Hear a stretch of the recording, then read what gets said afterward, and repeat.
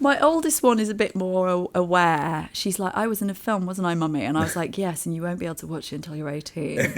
And I'm the same about this one, because I was in two minds, do I let them watch it? And then, because, it's a bit, on the surface, it's a brighter film. I actually think that in some ways it's darker, Timestalker, because it's someone who's in denial. It's like a pink rose-tinted vision of a delusion, essentially. And I was like, maybe they could watch it. And my sister was just like, what, seeing their own mother like die over and over again? I don't think you can. And I was like, no, you're right. You are right. Welcome to Locarno Meets, a movie podcast brought to you by UBS from the Locarno Film Festival. Alice Lowe is a brilliant and beloved actor, writer and director. Her new film Timestalker is showing here in Locarno, and we sat down to talk about how the time-travelling romantic comedy is unlike anything you've seen before. Alice, thank you so much for joining us. Thank you for having me. Congratulations on Timestalker, and also congratulations on the title Timestalker, which is a true top 10 ever coolest movie titles. I like sort of pseudo cheesy titles. I think they start off as working titles, and you think it won't end up being called that, but then it just does, because it just sticks. Because it's cool. Was it the same with Prevenge? Yeah. Yeah. Totally. And also, I've got a bit of an allergy to titles that are like a sentence that you can't remember. It's like, what you did yesterday, you shouldn't have done that, should you? Yeah. Or so, and you're like, well, I can't remember that. And I end up going, it's a title that's a sentence. You're into titles that sound like band names. Yeah, I am. Like just one word that you could Google and only one thing would come up. Like autocorrect on Prevenge, which was my first film. It's really irritating though, because it's constantly turning it back into Revenge. And I'm like, no. They're trying to keep you in the box. They are. They're controlling me remotely. It's a really, really good film. It's really funny. And I really love its very kind of British approach to time travel. And I wondered if things like Time Bandits or Doctor Who or Orlando were like big inspirations for you. All of the above, I would say, genuinely. I mean, there's a gentle sci-fi feel to it, but I also wanted to feel like there's no magic box. There isn't a TARDIS that helps you to time travel in the film. There's no magic crystal or anything, as much as I love magic crystals. There's a magic heart. There's a magic heart. That's the closest you come to a kind of magic machine within the film. But I love all of those films, and I like to have a smorgasbord of stuff. I'm greedy. I don't want to just have one thing. I want to have 7 different ideas, and so it was a way of putting lots of time periods and lots of different ideas into one film. Was having lots of different time periods. But yeah, I grew up with watching Terry Gilliam films. I love fantasy. I don't think there's enough fantasy made. No. Even though we have such a strong tradition for it in Britain. And I wanted to make something that was fun, like a conceptual, high concept sort of fun, creative project. I love Orlando, and I think Orlando's kind of perfect. There were sort of things like I was like, we're not ever going to change gender within the film because that does it too perfectly. And I think some of the joke in Timestalker, which to me again is a very British sense of humour thing, is like, what if you were reincarnated but you were just exactly the same as you were before, down to your name, your accent, everything. And it's kind of frustrating because people are like, people want to change themselves, and it's really, really hard to change yourself, And I think that's kind of the meaning for me of the film, is a lot of characters very frustrated with their lot, with their role in life, and trying to change it. I mean, watching it, I did just Orlando loomed large in my mind, especially, that amazing bit where Swinton's running through the maze and the music's swelling, and then Billy Zane falls off her horse and the train comes past. I thought something about Tilda Swinton saving Billy Zane in that life. The kind of role reversal of that in your film felt like a good joke, basically. Yeah, I mean, it wasn't like I sort of sat down and watched Orlando and then wrote the film. It was a very hazy memory. I knew I loved it. It's actually quite difficult to get hold of Orlando these days, which is a tragedy. You're like, this is an Oscar-nominated film. More people should see it.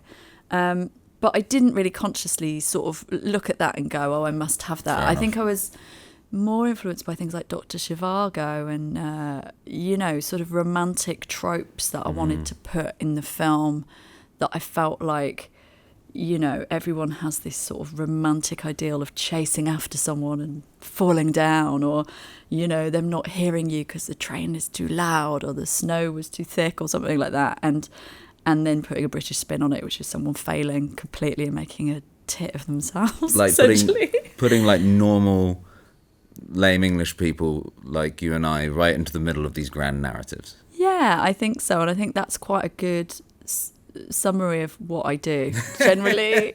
Is like, what if a person had ambitions to be in a massive movie or a massive romance or a massive, drama, and then they're shit at it and they fuck it up. But, they screw it up in some way just because of their inherent flaws as a sort of slightly inadequate person, which is the characters that I love, And yeah, so I think that was kind of always the joke for me, that as long as I think a lot of my work is about aspiring to something lofty and failing at it, which I find funny. But it's classic British comedy trope. Yeah. From 40 Towers to The Office, Yeah, totally. And I would love to be considered to be part of that.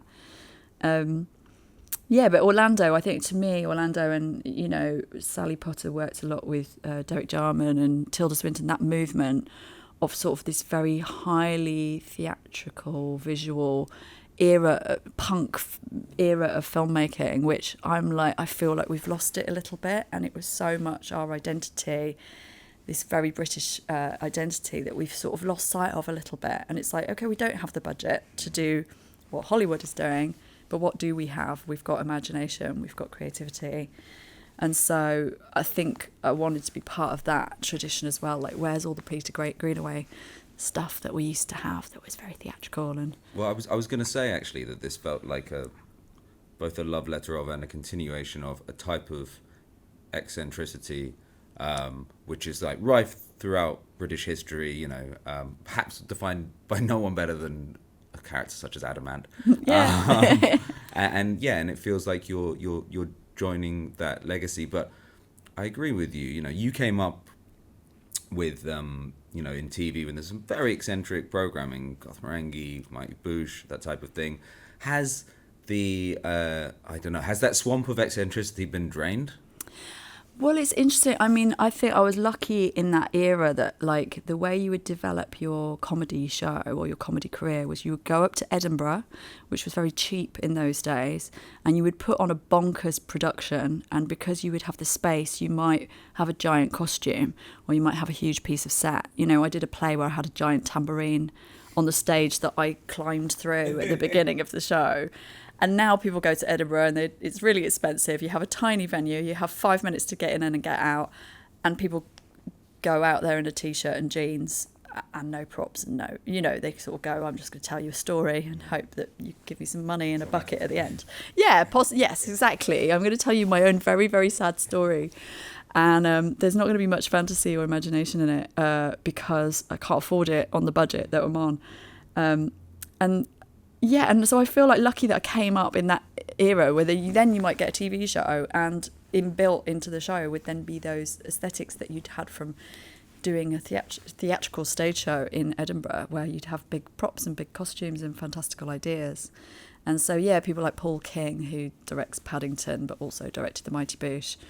I was in a theatre company with him when I was 19. So, and I was devising characters working with him, and it's very much... to me as well, it's like a very homemade aesthetic as well, that it's sort of like I used to make my own costumes and props and stuff, and I think there's a sort of sadness when you feel like you don't get to be that creative anymore because it's outsourced, in the way that a Netflix show or a big streamer show, everything's outsourced, everything's approved, everything has to be approved. If you want to change something, 20 execs have got to say yes. If one of them says no, that weird idea is gone, And as an actor, I experienced that. You were like, what if I said this? It's really great, isn't it? It's made everyone laugh. No, you can't do that. Do you know what I mean? And so the joy of making a film for me is going, guess what, guys, we're going to be genuinely creative, and we're going to play, and we're going to mess around, and we're going to improvise. But it feels like that. Timestalker feels like that. It feels like a gang getting along, entertaining themselves, and also because it's a small cast replicated over time, it feels theatrical. Well, that's exactly what I wanted to do. I was like, it really frustrates me when you get a brilliant actor and you don't have enough time to play with them or have fun. And I was like, what if we've got an ensemble cast? I mean, the danger of that is like you feel like you're in a Carry On film or something. I was like, you know what? I'm sort of all right about that. I'm kind of all right about that. But yeah, it's that fun that you build up the chemistry with those people and you're actively enjoying and relishing the wig that you get to wear or the costume that you get to wear, and providing a sort of playground for the actors where you're going to get to have fun in this ridiculous scene with a carriage and a bird and a cat and a dildo and we're going to have fun with it. And that is very theatrical from my theatrical background, I think. But also it's interesting, like, then actors, but also say makeup or, whoever you're talking to going, we don't really get to be this creative on most things, and so, but then you get everyone really committing and investing and having loads of fun, which is really cool. In the film, you go from kind of, I guess it's medieval, I think the 1800s, Victorian era, 1980s. Is there any significance to those times, or are they just cool times in history? Cool times in history. On the one hand, they are just things that I like. Which I don't know if it's illegal to say that these days. I think there's a real thing about not being allowed to enjoy your job or something. Maybe it's like post-pandemic or something. There was suddenly a sort of huge, like, the creative industry struggling and people going, just get a real job, shut up. And like, you sort of go, yeah, exactly. Just get a proper job. And you sort of go, oh, are you allowed to sort of go, I do this because I enjoy it and I love it. And so to me, it's like a chocolate box of things that I love and influence me. And I do believe that films should encapsulate an identity of a person. If you believe in auteur theory, or if you believe in people being able to put all their quirks into a piece of writing and it not just be written by committee or by AI, for example, that was definitely what I was trying to do, is just like, I'm going to put all the things I like and unless someone stops me and I'll just see how far I get with it. And I think it's about inviting people into your world and getting them to enjoy it. So there's definitely a bit of just me going, I just wanted to do it. But it is ambitious. It's really ambitious to set something across those many time zones when presumably budget's an issue. Well, there was quite a sort of, that was the biggest question of like, if we could get it funded, because a lot of people were like, we'll give you this much money, but we can't give you any more, and we're not really convinced you can do it for this. So we had to sort of convince them. Meeting. Yeah, it was a great meeting. I mean, that's kind of the British film industry in a nutshell, really. Like, we don't know if there's probably some strong reasons to say no. There's probably like 99% is reasons to say no. But, we kind of said we're going to use recycling because that's what reincarnation is. It's a form of recycling. So we're going to reuse props and costumes and we're going to reuse locations. And that's one of the things of being a writer and a director and an actor is I'm like, I can compromise at every point. I can change the idea at any point. Like, we can't get this, but we can get this. It's fine, we'll film here. I'll rewrite it for this space. We'll rewrite it. You just limber in that way. And you've got that flexibility, and it was about arguing that, really. That's the punk ideal you were talking about. Yeah, right? Totally, and I love that. But it's quite interesting that you have to really, really argue for that and fight for that, because that is sort of disappearing, I suppose. That kind of, I mean, I hope it doesn't. I hope it revives, and there is a sort of spirit, especially now there's a tax break for filmmakers in the UK, that you do hope people will kind of take on that punk aesthetic and just go, we're just going to make it happen. Yeah. And that is the only way to keep the industry afloat through difficult times, I think, is people just going, I'm going to do it anyway. I think the whole film is sort of a metaphor for that. It's someone who has a romantic ideal and they do it anyway, even though it's possibly a bad idea, even though possibly it's going to injure them, have quite a lot of drawbacks. They just do it anyway because they have a kind of romantic dream about it. So that was the other thing I was going to say is, like, in a way, all of the periods in the film are a different aspect of romanticism. So sort of through religion, romanticism, individualism, poetry, rock music. They're all sort of forms of romanticism through time, and maybe how a woman might be influenced by that or trapped by that and trapped by those narratives, basically, and what sort of shit she has to go through in each different time period. So yeah, there's a consciousness to the years that I picked, like the year that Marie Antoinette was beheaded, for example, or there's a lot of beheading going on. Yeah, there is. I love beheading. I don't really. That's don't also quote me on going that. away. Yeah. Should bring that. No, let's not get into that. But yeah, I think it's just that sort of sense of like you can't win as a woman, sort of thing. Like if you lived in this era and you were rich, you still might have to marry someone that you don't like. And even if this era, if you got a job, you'd be called a spinster. And if you lived in this era, you might have freedom, but you've got to do aerobics because you have to be thin, as Jane Fonda. Do you know what I mean? So it was like, what sort of binds are there in each era that are sort of like, oh, there's no perfect era to be a woman, kind of thing. And but that said, none of the characters are having a good time. Do you know what I mean? they're all having a bit of a shit time. And it's quite a redemptive film, I think, in the sense of like, all the characters are struggling, and it's just about the human condition, that you kind of go, everyone wants to improve their lives, but the truth of it is very hard to change. It's really hard to change your patterns, of behaviour, and so there's a sense of forgiveness for all the characters, I think. It certainly ends feeling like that. Like I don't want to spoil it, but there's a moment of real catharsis. When you sat down to write it, did you think, how do you juggle the idea of, right, it's going to be a comedy, it's also going to be a pretty high concept, but also I want it to be emotional? Yeah. Are those tough threads to They're work? really tough threads because, first there's sales and marketing in terms of like, how do we pigeonhole this film? How do we sell it? So to a degree you have to go, well, it's comedy. Forget about the sad bits. Don't worry about those bits. Don't worry about these bits. But for me, especially the films that I worship and I think of as being timeless, they have all the emotions in them. Do you know what I mean? Like, you have sadness and joy, and you laugh, and there's a satisfying ending, and, and it's quite interesting trying to persuade people that is accomplishable. Is that even a word? To kind of go, we can... It's a tonal gear shift all the way through, and for me that's the editing process, which we took a year and a half to do, as compared to the shoot, which was 22 days, but then a year and a half editing it. And it really is about, like, you push something too far that way, you have to pull it back. You push it too far this way, and you have to pull it back. And it's just about the rhythms of the audience and getting them to go on that roller coaster with you. They get to the point where they're ready to feel those different feelings. And it's just weird, I think, because of the way that films are pushed into niches. This is horror, it can't be anything else. This is this, it can't be anything else. It's so frustrating for me, because I'm like, if you watch a classic horror or a classic film, you'll be surprised how much it makes you laugh in the beginning, because you're being won over by the characters. But you don't go, oh, it's now a comedy, so we have to sell it as a comedy. Or, oh no, you're breaking the tone by making people laugh. And there's a fear of that. It's the way things are compartmentalised maybe into departments.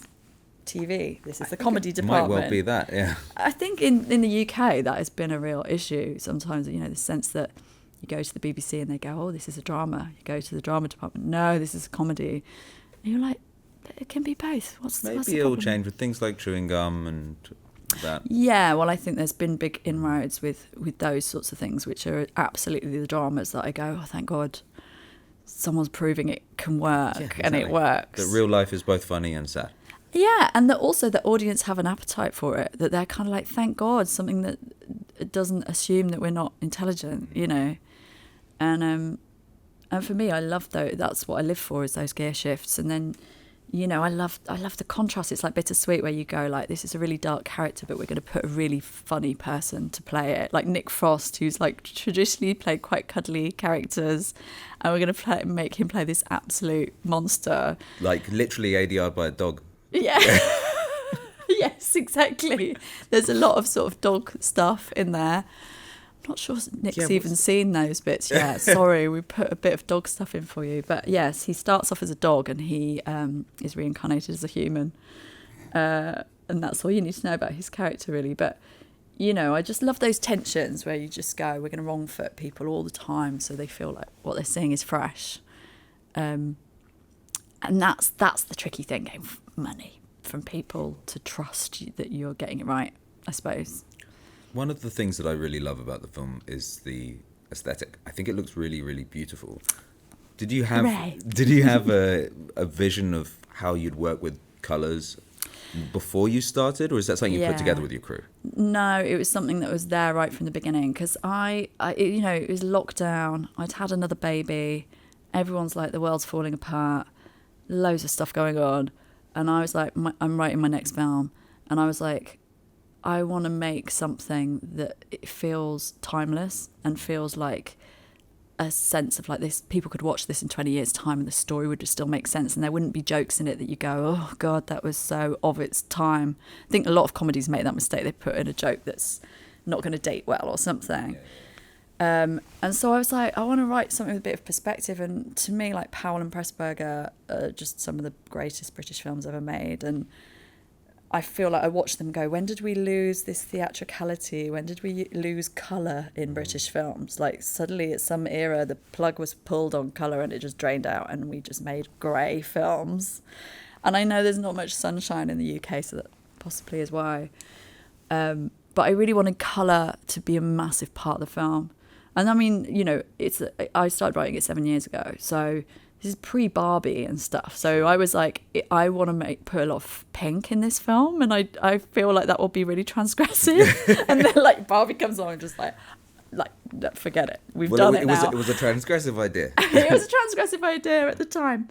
But, you know, no, colour I always wanted colour to be part of it, because I also get sick of like having directed a horror and writing horror as well, that people are like, right, you're not going to have any, let's grade this all grey, let's grade it all blue, and then we'll know it's a horror. And I think that gets quite and repressive, like you sort of like and I just, again, like just freshening the audience up so they feel like, this is not a world that I'm used to, and it just sort of wakes you up a little bit as an audience going, what is this? What cinema's for, right? I hope so, to see and experience new things. I think another really strong part of the film is the score, the music. Oh yeah. It's really brilliant. Yeah.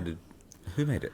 So Toy Drum I've collaborated with for a few years now. They did my first short film, they did my first feature, and right from the start I was like, even with my first film, I was like, I want the music to be a character. It has to have personality. This is another thing that I think ends up being very generic in stuff. It's like horror score just needs to be like every other horror score. And I was like, no, this needs to be like have a narrative quality.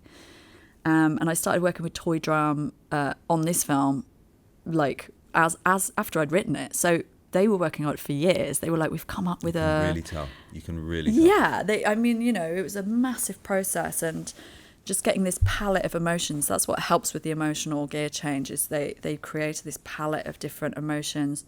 We wanted a motif, which people don't do that much with scores anymore, where I was like, you have to make the audience feel like they're reincarnated, that they're recognising this music and that they feel familiar in this place, because we're, you know, hearing this sound, this tune again. So they created this song, which then we do lots of different versions of throughout the film. But it works brilliantly. It's so versatile. I mean, from in the coach scene when you're just going back and forth, it's the music works very well comedically and with all the sound on set, and then in the emotional scenes it's very moving. When it comes from the mouth of a pop star, it's very believable. I think it's really well done. Oh, great. Well, they'll be thrilled. I mean, yeah, they gave me more than what I asked for, really, because I was sort of like, I love orchestral scores. I love Dr. Zhivago. I love Lalo Schifrin. I love, like, the Musketeers soundtrack. And they're going, we can't get a 24-piece orchestra, sorry. And I'm like, oh. And then they're like, what they give me is virtually that, but they've just done it in a modern way of like, and I was sort of blown away by the stuff that they've done, really. But music is really important for me. I kind of feel like it's the way that I kind of, as I said, give a indispensable flavour and personality to the film. And I think that's what I'm always trying to do, is go, this isn't like anything else. It's got its own vibe completely that you can't replicate somewhere else, or it's got personality, which, I mean, like a lot of TV is about ironing out personality, about eliminating the end of that charisma and eccentricity. Yeah, and uniqueness, you know, and it's particular to that one person or to that one thing. And I was like, no, I want to make sure it's always got that signature to it, the work that I do. So it's just, finding those right collaborators, really. So they're a dream, yeah. In Sightseers, you played a murderer. In Prevenge, you played a murderer.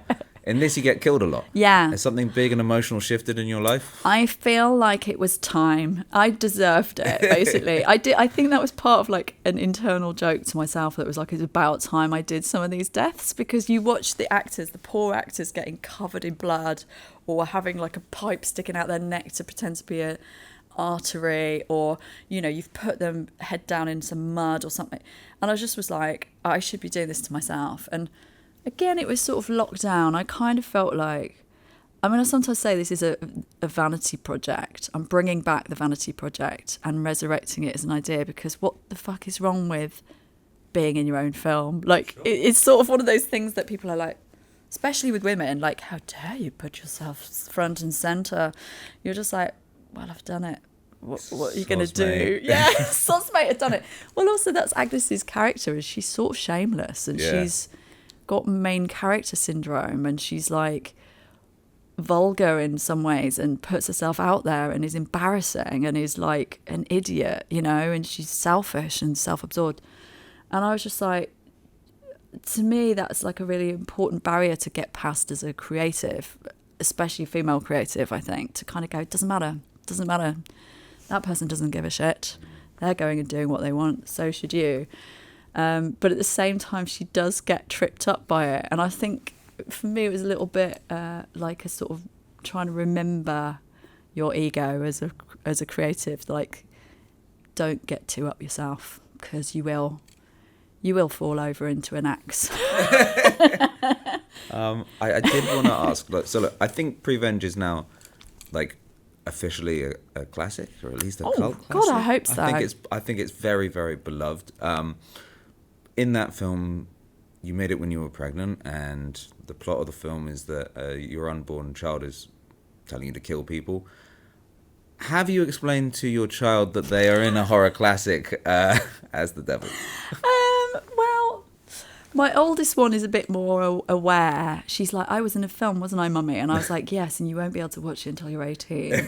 And I'm the same about this one, because I was in two minds, do I let them watch it? And then, because, you know, it's a bit, on the surface, it's a brighter film. I actually think that in some ways it's darker, Timestalker, because it's someone who's in denial. It's like a pink, rose-tinted vision of a delusion, essentially. And I was like, maybe they could watch it. And my sister was just like, what, seeing their own mother like die over and over again? I don't think you can. And I was like, no, you're right. You are right. Sort of like, I mean, just to put it in context, I'm wearing a massive pink wig in the film. And the one day that my kids came on set, and my youngest was 2, she just came to me and she just was like, and then she just, there's a photo of her hugging me, but she's just like hiding her face. And then the next day I was sort of out of costume, out, you know, just taking them out to the park, and she went, Mummy, you not wear that wig again. So she was traumatised by me wearing a wig. Yeah, head cut off too much. Yeah, it's probably too much. But I don't know. I mean, I really don't like them being too into me being an actor, because I just sort of want them to have a normal childhood and stuff. And I'm really just extremely, I call it shuffling around Morrison's, you know, I'm just very much a sort of slightly impoverished creative, and so I just like to be normal and take them to school and stuff like that. And I think that that's good for them to not kind of be going, yeah, you're an actor. My daughter said to me, are we because we got this VIP car for the festival, and she said, Mummy, are we VIPs? And I was like, temporarily, today we are. Because I was just imagining going back to school and going, I'm a VIP, and I was like, no, you're not. I mean, you are to me. Of course. You're VIPs to me. You win all the Oscars at home. Look, the film's great. Congratulations. Thank you. Thank you so much for chatting with us. Thank you. It was really fun. Cool. It was great.